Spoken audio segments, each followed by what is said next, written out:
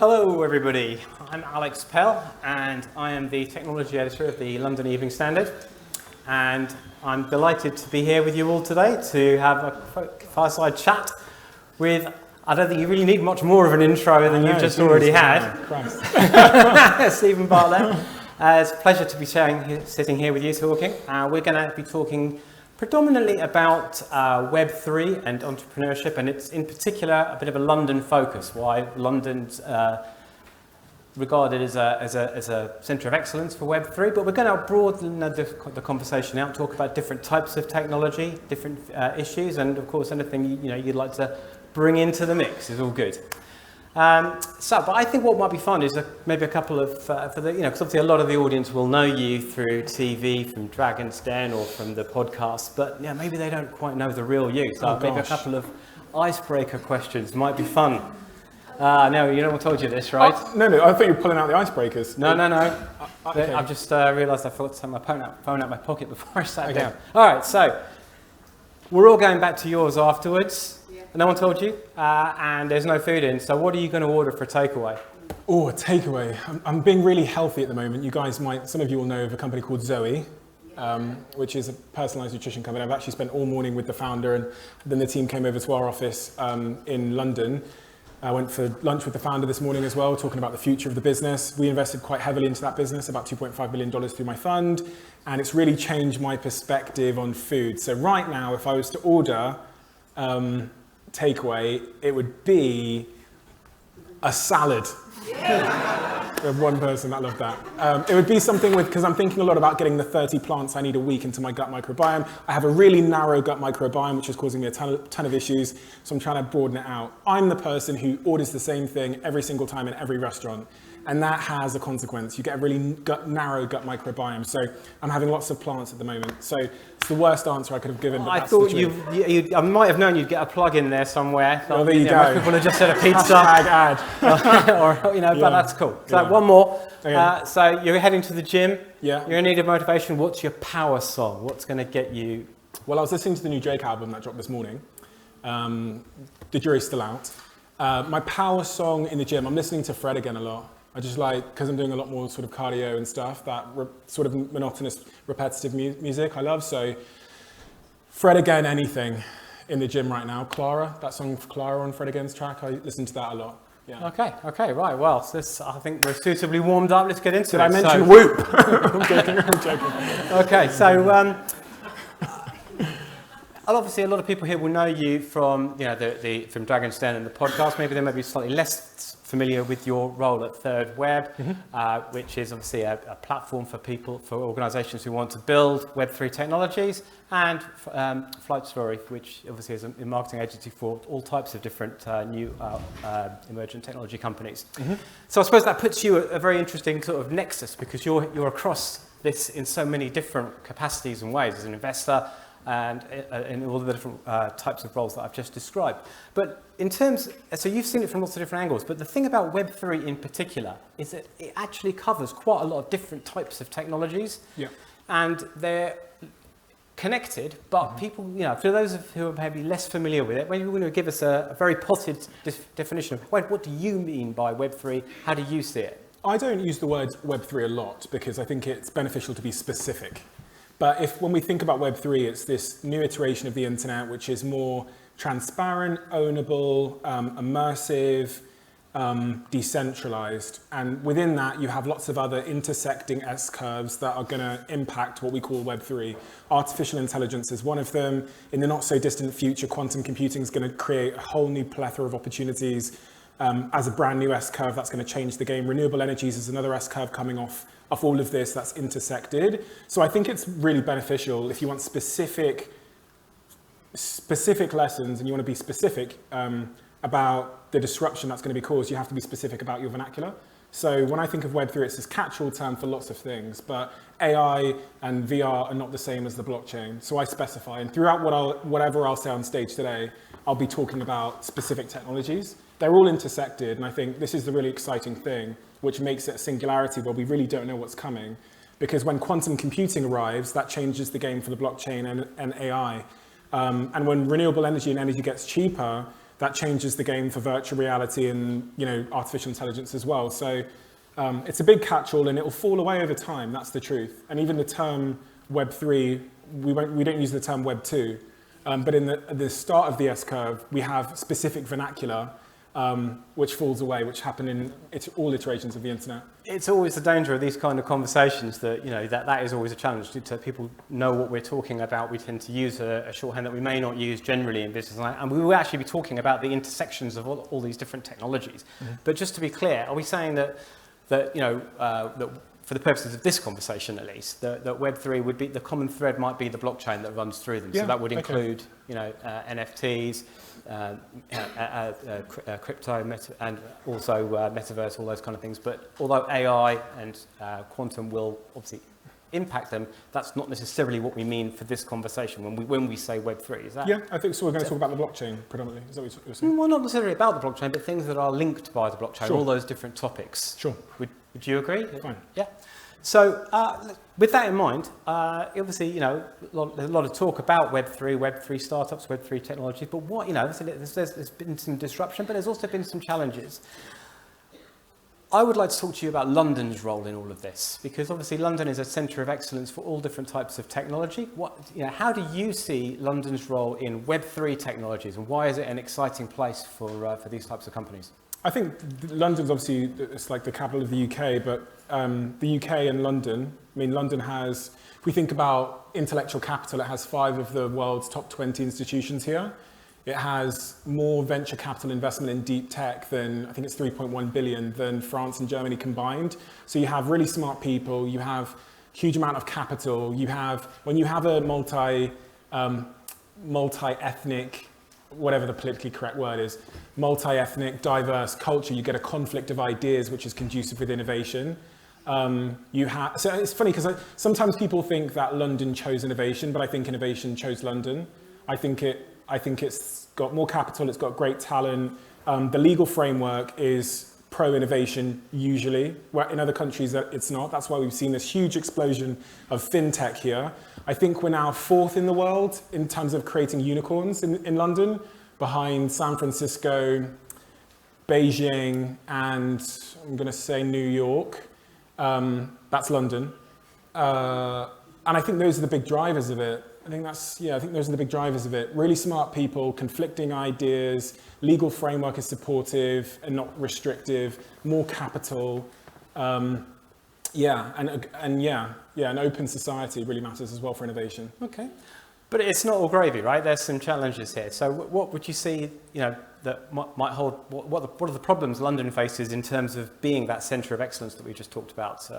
Specifically for Web3. Specifically for Web3, but it's the same answer for all technology and innovation, is the rate of change is only going to increase in the world. If you listen to Ray Kurzweil, who was a director of engineering at Google, if you listen to any of the futurists that lead, what they say is the rate of change in the world is going to accelerate at a rate of knots that is pretty staggering. So if you're 40 today, by the age of 60, you'll experience a year's change in roughly 3 months. If you're 10 today, you'll experience a year's change in 11 days when you get to 60 years old. That's in the 21st century, 20,000 years of change we'll experience because of the rate of acceleration. So there's going to be so much cognitive dissonance, which is that feeling of kind of when something's at conflict with what you know and who you are. There's going to be so much of that. There's going to be so much skepticism for all these new technologies and fear because people are being disrupted, their lives are being disruptive, so they'll have that temptation to dismiss it.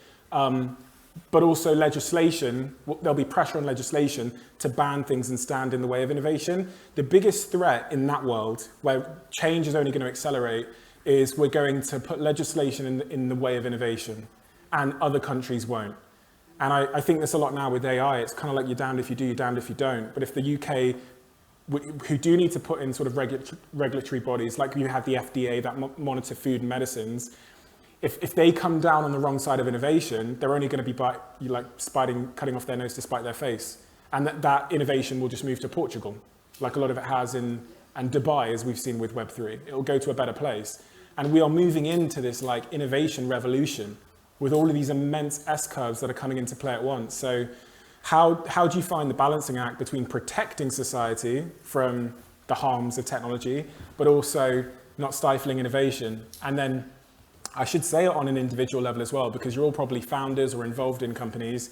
In that world that we're heading towards, the most important thing for you to capture the opportunity that change creates is culture.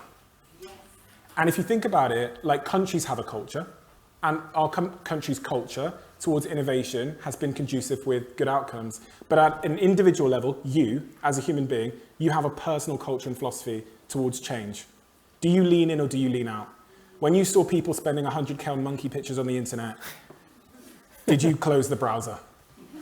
Did you, because of the dissonance that that caused, it was such unfamiliar behavior, did you dismiss them as scammers, or did you think they were crazy? Or did you realize that all innovation starts with that feeling of dissonance, and did you lean in?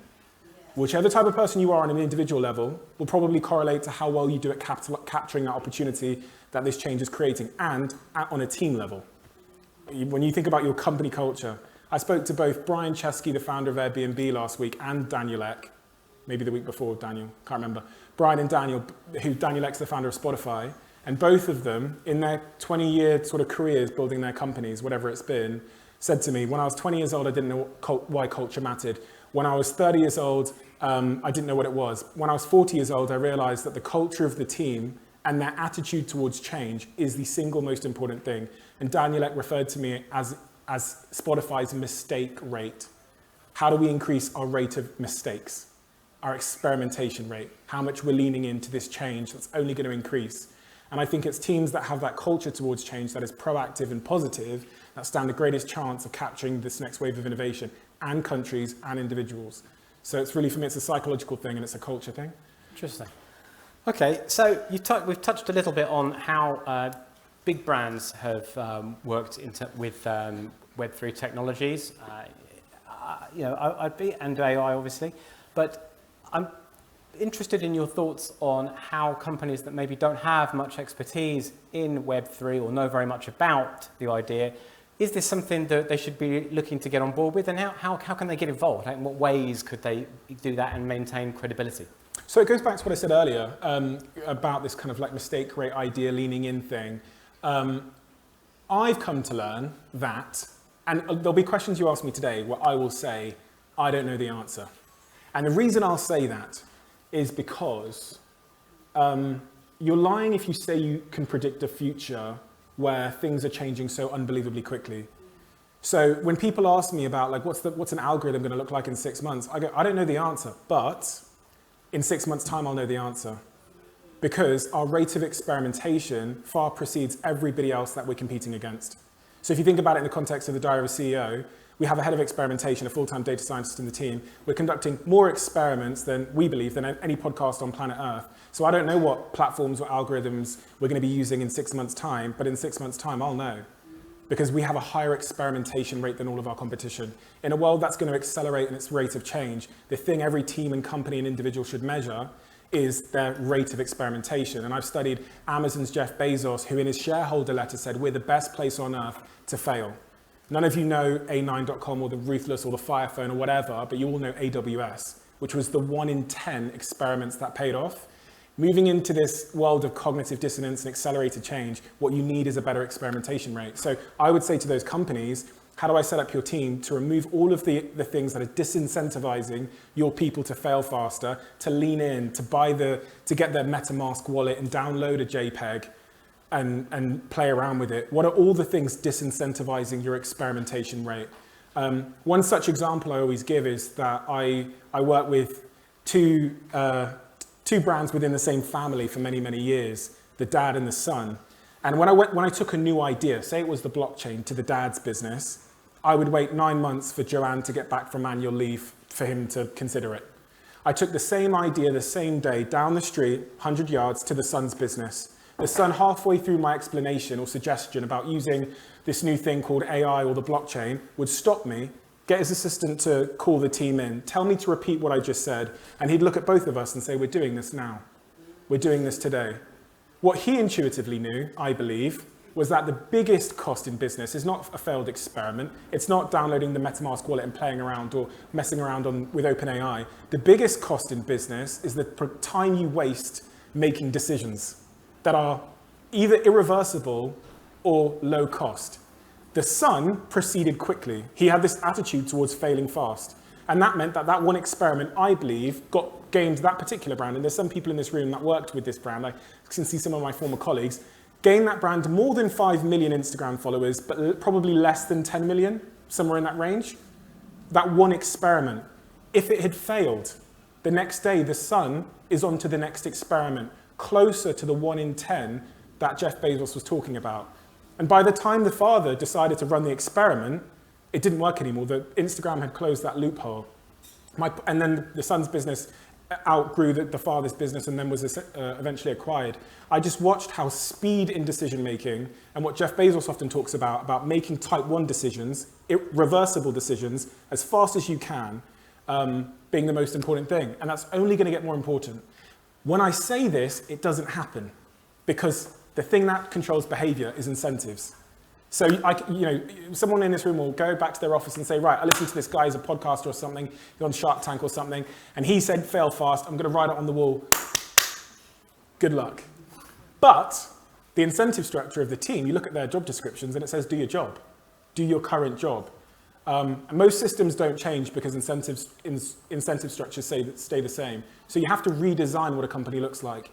You have to put mistakes and failure in everyone's job description and measure it. You need to promote people that are out failing, and you need to make it in everyone's interest to fail more. Reward that the experiment has been done, not the outcome of the experiment, which is out of their control. And it's a whole new cultural mindset, which I think will capture the opportunity of the 21st century. Okay, interesting. I'm going to push you a little bit here, because I know you said you can't predict the future, but I do believe that you are in a fairly unique position here because of the fact that you're not only investing in and working with Web3 companies that are literally building future technologies using the third web platform. You do have a bit of an insight as to what's coming down the track. And I think what's most exciting about Web3 is not the things that we've already seen, which have largely been transactional in terms of, as you mentioned before, NFT assets or currency, cryptocurrency type things, but the things that are yet to come that similar technologies could enable. And I just wondered if you could give the audience just a little bit of a flavour of a couple of things that, maybe not in detail, but just a few things that uses for Web3 technologies that we'll see in the years to come that you know are being built as we speak. The most interesting one, I called my team before this and I was speaking to the team in America at Third Web. So, we've had more than 1 million contracts deployed on the platform. We've got hundreds of thousands of developers building on the platform now. Clients are the biggest brands in the world to small startups. I said, what are the most interesting use cases we're seeing? And what's making you bullish about the use cases we're seeing? Gaming was the one that everybody agreed is the biggest, feels like near-term opportunity. There's so many things I could talk about, where we're talking about identification and how I think in the future our IDs and how we vote will be run off the blockchain and how it changes the game for healthcare and supply chain management and all those things. But the near-term stuff that I'm seeing is, the biggest market I'm seeing at the moment is gaming. That's where it just makes so much sense that when you're, think about, FIFA, and you're buying these digital assets for them to be interoperable with other ecosystems and the value that creates both for the developer of the game, but also for the individual that can own their assets in these games. That's just a huge exploding industry for us. And about 6 months ago, we hired the former head of gaming from Meta for that very reason. I think he'd been there for almost 10 years because we just see it as one of the huge near-term opportunities for disruption. And then if we take that forward off into the mid and the long term, we won't even be talking about the blockchain because it will be making so many of the things we do every day better, faster, cheaper, easier, like the internet has. And there's no one that can convince me otherwise. I actually see the skepticism as a positive forward indicator that it's meaningful disruption. I would never commit my life to building in an industry where there wasn't a group of incumbents that are pissed off. Think about what that being pissed off is, the skepticism, all that nonsense. What that is a group of people that are experiencing cognitive dissonance, they feel somewhat threatened, and something's at stake. And all iterations of the internet and great innovation have come with that. Electric cars, the internet, all of it. So Even social media, when we started building social media businesses, I remember being laughed out of the room at the thought from a big major London brand that we would start a Facebook page for them and that they could go viral. They were horrified by the prospect that they could go viral, they would lose control, and that people could comment on their thing. That's everyone's dream now, right? You pay people to do that for you. But I've seen these cycles of dissonance, and this is just another one. So with all the skepticism, what I do is I look past it and say, is there an underlying technology here that stands to make things we want to do in our lives and are doing now better, faster, cheaper, easier? And with the blockchain, you have security advantages, transparency advantages, speed advantages, as we're talking about DeFi and currencies, so yeah. But do you think the technology can be a distraction then? Because it feels like, especially when it comes to Web3, people have strong opinions on it because of isolated instances and well-publicized issues. But is it really a question that, in the medium term, like you just said, that the Web3 technologies will be the plumbing, if you like, that essentially provide the backbone of the things that we do every day, and we won't think about it in the same way as we don't talk about the cloud anymore. We used to talk about moving to the cloud as if it was a big thing. Now, you don't have stuff stored on your computer anymore. We just get on with it. Do you think that as we move forward, Web3 will essentially just be the bits of Web3 that work well will be the new plumbing for the way that we do things, and we won't think about it. Just talk about it as a distraction. 100%. I mean, a year ago, you had to download some MetaMask wallet or some other wallet just to take part, and that whole process was weird and clunky. Now with Third Web, you just log in with your email. And I think a lot of it's going that way. You won't even know you're using the blockchain. And that's when we would have hit the proliferation and the sort of mass market usage that we all feel is inevitable. Well, is it inevitable though? Because this is a lot of people say, I don't want to sound like Trump here, but a lot of people are telling me this is the wrong room to run. I can protect you a little bit. I know. As soon as I said that, I thought I know what that sounds like. That's not what I meant. A lot of people genuinely though talk about, is Web3 and its decentralized nature, is it inevitable? Is it suited to mass scale, mass adaptation? The very fact that it's decentralized means that the processing is overhead is higher, and there are environmental issues. The environmental burden of crypto is equivalent to the Netherlands. So do you feel that that these challenges inevitably can be overcome, or is it something that we'll struggle to really break out and become the very underpinnings of everything that we do? My brain, as you're speaking, just teleported back to watching these news anchors talk about the internet several decades ago. And I can't imagine the way that they would have accessed the internet back then. Not even dial-up. A computer was the size of a room, and I watched them argue. There's this clip on YouTube of them arguing, what is the internet? And they're trying to figure out what that @ symbol means, and it's weird, and they're skeptical. We're in this exact same place now with the blockchain, and we're probably going to go through the same, we are, with AI and with generative AI. All the challenges you've talked about, the environmental challenges, the security challenges, all of those things are being addressed and have been addressed with certain innovations like layer 2 blockchains and things. So all of that, there's nothing that I can see that undermines my thesis, my first principle thesis, that the technology will make things we will always need to do better, faster, cheaper, easier in certain areas of our lives. And so it will 100% become the plumbing. There's not been one challenge someone has said to me ever in terms of blockchain mass adoption that I couldn't see how innovation is eventually going to solve for, in the same way that once upon a time, you just think about the dial-up, most of us were in the dial-up years of internet, where you couldn't use the phone at the same time as going on like RuneScape. Only me? Metropolis? Okay, only me. But think about it now, we're sat here walking around with this super-powered internet in the palm of our hands. I believe in the innovation, and I believe humans will move it towards human value, so. That is very true. I remember for several years people were talking about how the mobile would be the future of the internet, and it felt crazy at the time because phones just, there was pre-touch screen, and using the internet on your phone just felt like a horrendous experience, but you couldn't visualize what that would look like with better technology. And that's kind of what you're saying, that, that we'll get there if it's the right thing to do, right? 100%. 100%.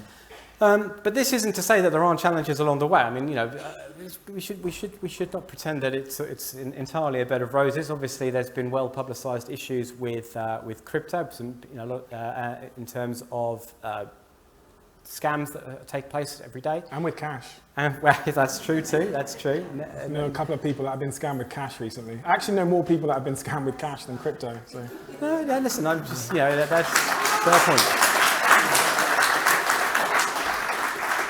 But if we look at the volatility, in particular with NFTs, do you own any NFTs still? I own a couple NFTs. Yeah, I own a couple. Are you planning to buy any more, or are you? I buy some every now and then. I'm not doing it to try and buy a yacht. That's not the way I make my money. But I buy them because I want to stay involved in the technology, and I think there's tremendous value in some of the very early projects. And there's no. I stood on the stage last year, this exact conference, the exact stage, and I did say that like 99% of the activity we're seeing in NFTs doesn't meet any sort of clear first principles standard. What it sounds like is people using the cloak of the NFT hype to deliver things that have no apparent reason why they couldn't be delivered in Web2 or without the NFT technology. The NFT projects that I believe in and the applications of the blockchain I believe in are contingent on using the blockchain. So when I think I was at an NFT conference last year, I know the guy stood up on stage and he says, we're going to do all these perks. If you buy our NFT, you're going to get to come to some party. I'm like, bro, I'm not sure anyone wants to come to your party anyway. Like, regardless of whether you're giving out tickets or giving out NFTs, the thing has to be inherently contingent on the use of the technology for me to believe it. Or else what you've done is you've just had a Web2 idea and just added the word NFT to it. But there are some applications where transparency and security and decentralization make perfect sense. And so from a first principle standpoint, I go, sounds like a legit project. Also, the other thing I talked about last year on the stage, which I remember, is a lot of the NFT projects were selling you the product now, but promising you the delivery of the product later. And I go, no. Tim Cook doesn't stand on the stage at Apple and say, this is the iPhone box, and you'll get it. There's a roadmap, we're going to build it, we promise you. It just doesn't make sense. It's a violation of first principles. So all of that stuff I always ignore. But there are use cases, and we're working on a lot of them. I'm seeing a lot of them at Third Web with the biggest e-com companies in the world who, in this bear market where everybody's stopped selling NFTs, those guys haven't stopped. Their RFPs haven't stopped coming into Third Web. They're still building their loyalty programs on top of the blockchain, and you'll have no idea that it's built on top of the blockchain because they know it makes it better, faster, easier, cheaper to do it that way. So, and this is what I was getting at earlier. It feels like many of the most exciting applications of blockchain and Web3 generally, we have yet to see. People have been so focused on the transactional side of things, whether it's buying and selling assets or using it as a currency, have been a distraction from what it could be and should be in terms of its ability to enable communities to have better and more equitable governance among themselves, and all that kind of stuff. And it feels like that perhaps. Do you think that the Web3 community as a whole perhaps hasn't been particularly good at communicating those benefits? It's maybe a bit elitist and talks among itself a little bit too much and doesn't take mainstream society with it in terms of saying, look, we've got these amazing things that will really benefit you beyond just getting rich quick and speculating on assets. Do you think that that's a fair comment, or is it? So I think at the start of every S-curve, including the internet, at the start of it you have huge optimism, which is probably overinflated. But in those S-curves, you do have a technology that does stand to make people's lives better, faster, easier. Then you have this vernacular emerges with that technology that's super exclusive. Going back to when Tim Berners-Lee invented the internet, the vernacular would have sounded absolutely exclusive, like it was just a bunch of geeks talking to themselves. And as that S-curve goes up and round, you have more legit projects that funding is allocated much better from the public. It's not just throwing their money at a pets.com before the .com burst and that IPOing with absolutely no product and users and plummeting at, I don't know, a $50 billion valuation. And in the sort of plateauing and the rise of the S-curve, that's when you get the real innovation. The world comes in and the vernacular disappears, as we talked about. The term Web3 will disappear. You won't even know you're using the blockchain necessarily. And you'll have capital allocation much more reflective of value, which you don't see at the start of like one of these innovation S-curves. So we're just on another, it's like history just playing out over and over again. And you get good people come into markets, you get not so good people come into markets. But I care more about where we're going over any decent time horizon, over a 10, 20, 30-year time horizon. That's what I'm ultimately betting on. And the rest is just noise. Now, you can zoom in on the noise, and you can use the noise and weaponize the noise, right? I could use a couple of cases of an NFT being a scam thing to try and say the whole thing is bad. Not useful for me. I care about the technology, the innovation, and the impact it'll have on their lives. I don't care about narratives. Or you could use the noise and overinflate the upside and say that the blockchain is going to change everything and we're all just going to live on the fucking blockchain or something, which is also an overinflation. I also don't care about that. I care about the underlying technology and its chance of bettering our lives. No, that is absolutely true. That if you hear enough technology pitches, which we both have over the years, that the one thing that you come crystal clear focused on is that not only do you hear the same patterns repeat themselves, but it's all about what it can do to improve people's lives. What is, and if it doesn't have that running through it, it doesn't really matter what it is other than that, right? Amen. So let's talk a bit more about AI, because we've been super focused on Web3 so far. I mean, obviously AI is the thing that everyone's talking about at the moment. But do you think that, in a way, people get too lured into, like we were saying before, about specific technologies? Oh, suddenly everyone's talking about AI and they've forgotten about the metaverse or indeed Web3, and then it's all about, do you think that there's a danger that both investors and also people who are launching businesses get too distracted by one of these things? And is it really more a question of thinking what's the right tool for the right part of what the bigger idea is? It is, yeah, and I don't think it's there's a bit of a narrative that everybody's kind of like left blockchain tech and Web3 and kind of bounced over to this new AI Web3 thing. The people that are building real technology, solving real problems, have not. They see that it's not a either or, it's an and situation where AI serves to make things better, faster, cheaper for certain parts of our business, and so does the blockchain. Yeah, and I think they're both incredible technologies that are going to have profound impacts, and AI is going to disrupt, I think, potentially a little bit more than any technology has in our lives. When you think about it from a first principle standpoint, I remember someone on my podcast, it might have been the founder of DeepMind, it could have been Mo Gawdat, said to me, which really crystallized it for me. He said, imagine if there was, just imagine through this little, whatever this is, this wall here, imagine if there was another Steve and he could think 100,000 times faster than you can think, and he knew 100,000 times more than you knew. Who would be calling the shots? And what work would you give to him versus this Steve? And I go, I'd give this guy nothing, And I think that was a really nice frame for me to think through, because that's the nature of the speed of compute, but also the vast amount of knowledge. I think it will disrupt pretty much every job that relies on human intelligence and decision making. It's hard to think of many things that don't. Driving is the biggest employer in the world. That's decision making. And it's been shown through level 5 autonomy on Teslas that I think it was like 1,000 times less likely to have an accident if you use AI to drive the car versus a human. So I just think that's a real big societal issue that we're going to have to solve for. And it's funny that the people that are building the AI technologies are all now talking about universal basic income. I mean, that's what Sam Altman's doing. I mean, that was for me the most terrifying thing when I saw these like world orb things, whatever they're called, popping up in all these countries that I was visiting. Because I was like, Sam knows something. Sam knows that we're going to have to distribute value to individuals based on their retinas, because AI is going to take the jobs. But is it though? Because with every wave of new technology, people say, "Oh, there's going to be no jobs." But really, new job categories invent themselves.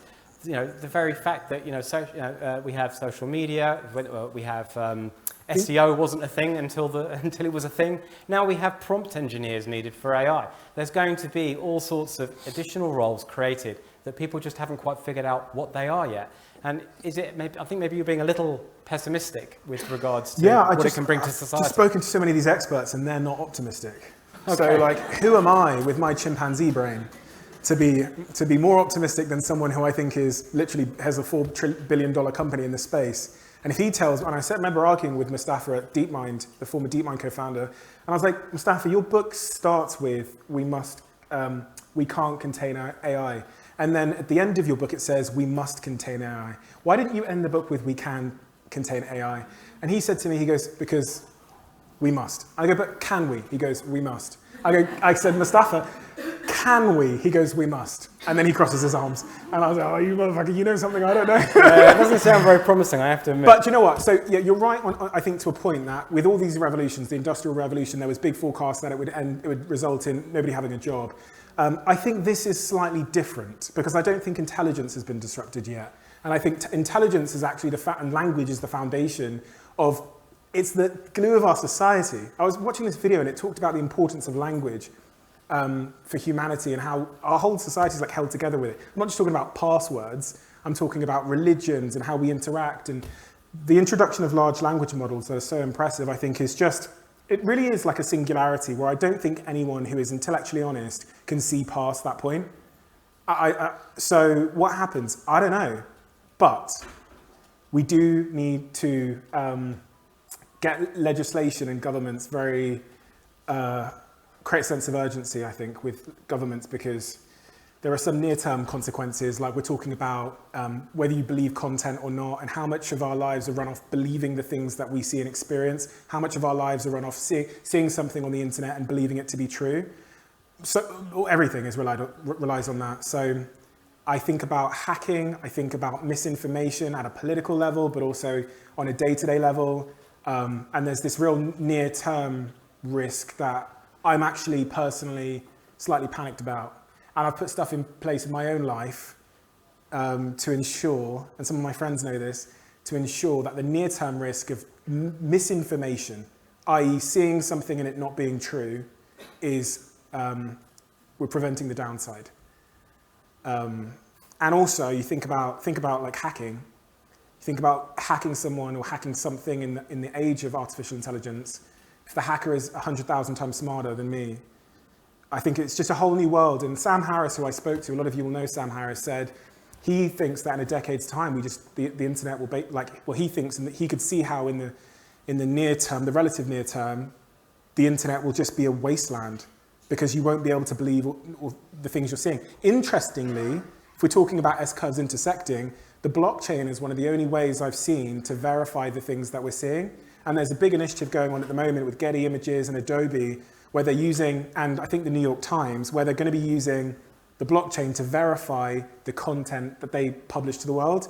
Because what happens if we get a notification or see something that says there's a nuclear bomb coming for London, you know, and people start, I don't know what they'd start doing, stealing Panasonic TVs or toilet roll or something, I don't know, but you have to trust what you're seeing from the news or else you can't trust the news. And that's, again, a pinnacle of our society, a foundation of our society. I mean, interestingly, I saw that Spotify last week have announced that they're using AI to translate podcasts, including yours, into different languages, and then also clone your voice so that you can be simultaneously speaking in Spanish, or at least the AI version of you is speaking in Spanish. Yeah.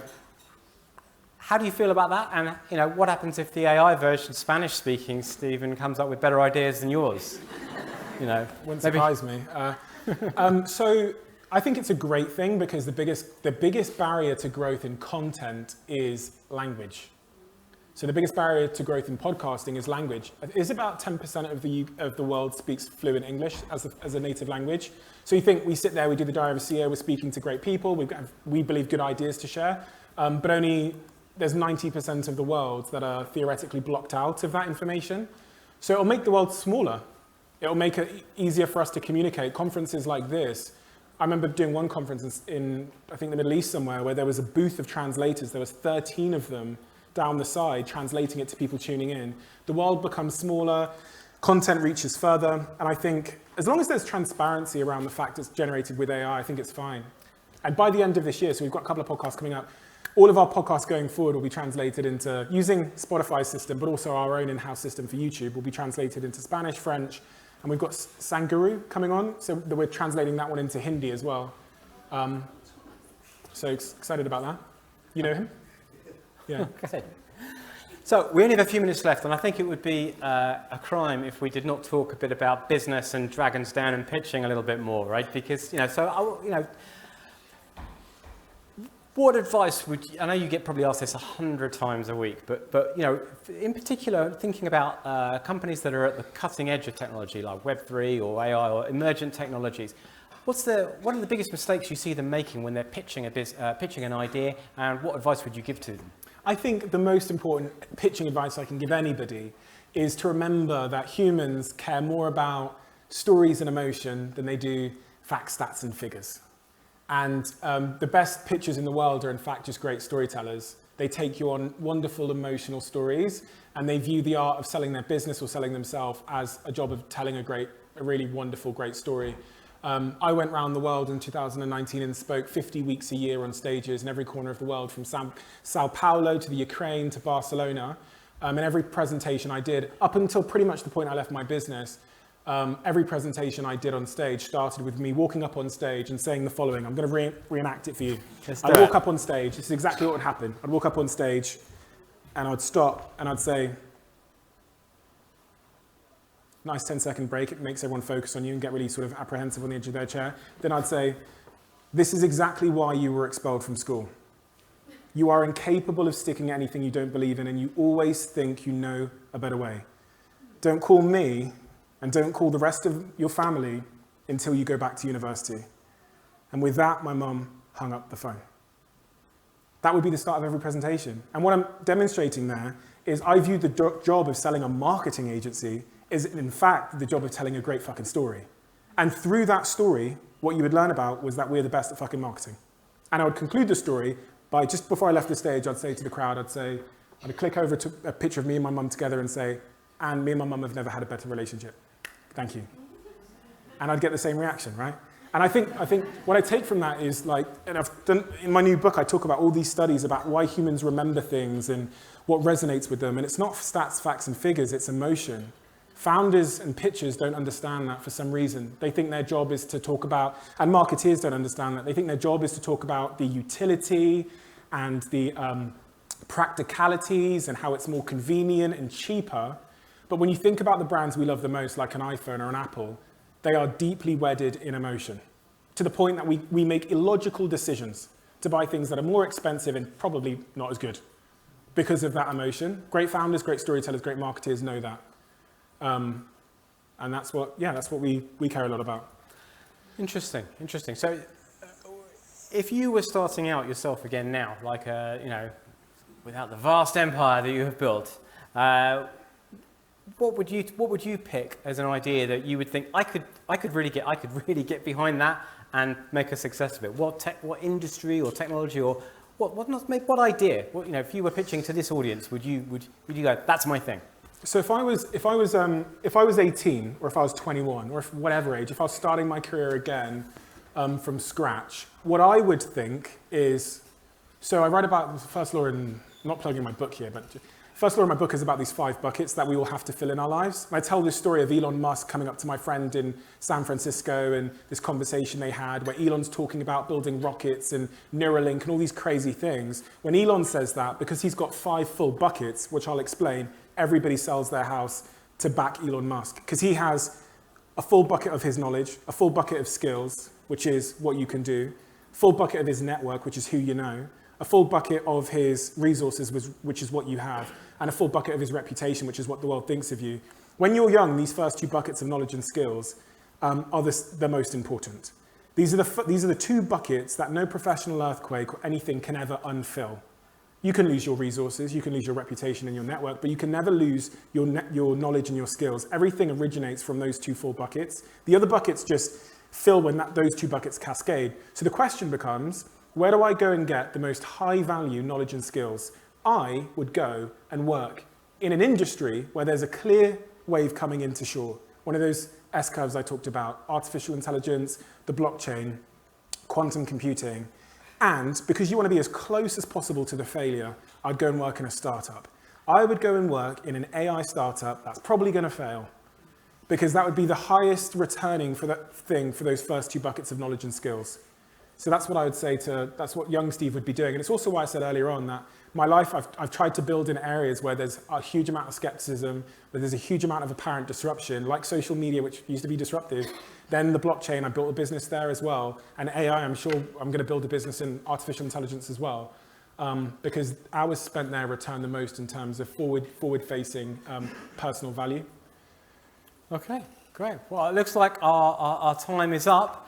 So, I mean, we could sit here and talk Yeah, for we another could. hour quite easily, but I'm afraid, the clock is against us. So, Stephen, I'd like to thank you very much for sharing your insights with And the thank audience. you as well. Thank you.